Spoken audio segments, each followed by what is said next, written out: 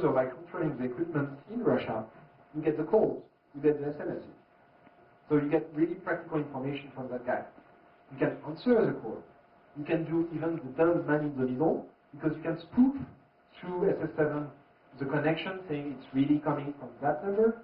Well, you can perfectly make a third party eavesdropping of the call. And here we are talking about what the small countries fear from big countries such as France, US, Germany, China. All the people, all the countries that have computer equipment manufacturer for telco have the power to do things that the small countries fear.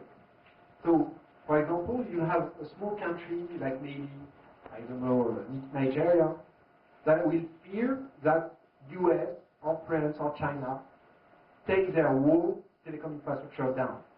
And that's the kind of things we are protecting against right now. The telco are protecting against also the unavailability of their network, which can happen through SS7, of course with the DOS or other things, through also malware that are going through the internet. So that's thing that they need to be careful. So maybe the first one are the governments of the small countries, which are really scared about getting a major network outage on their national network. There's a few theories which are funny. Femto, as I told you and explained you, the problem is that it's quite untested.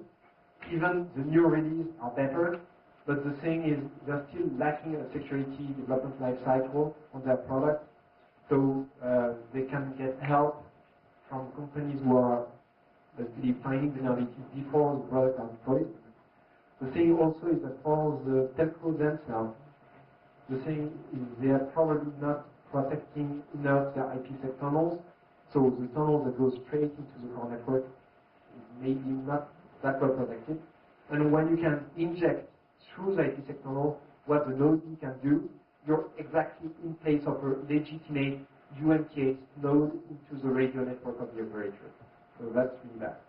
Combined with some recent attack, not so recent, like 6 months, some people from the US found a way to do a man-in-the-middle attack on UMTS due to the topology they're using in UMTS and the credential transfer and crypto exchange they're using with UMTS, which was not possible in GSM, and now this man-in-the-middle attack is possible in UMTS.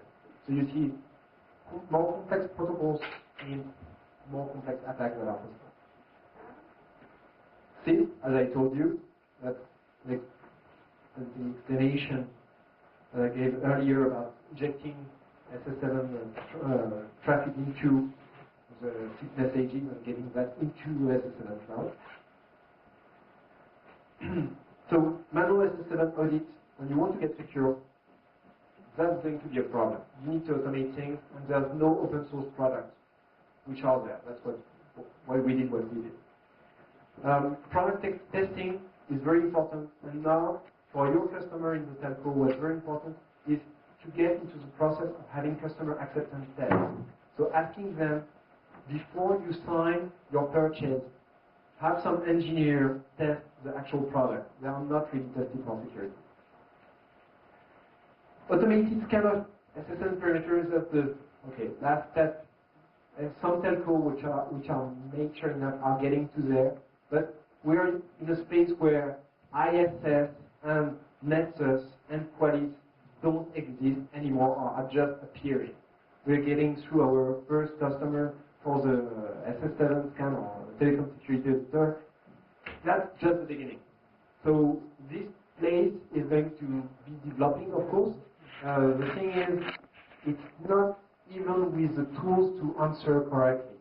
We're building the tools, lots of companies are building the tools, but see, first you have some company who develop the tools and the knowledge about the vulnerabilities start to build up, and then people get mature and start to have the good management procedure, but we are really, really long down this road.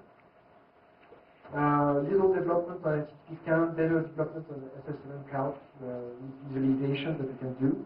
If you're interested in getting into this research, we do a 7-bone, which is a little backbone, which is open for researchers. So we try to interconnect as much diverse equipment, hardware, but mostly software because it's cheaper. Each equipment on SS7 usually we're talking about 100 to 200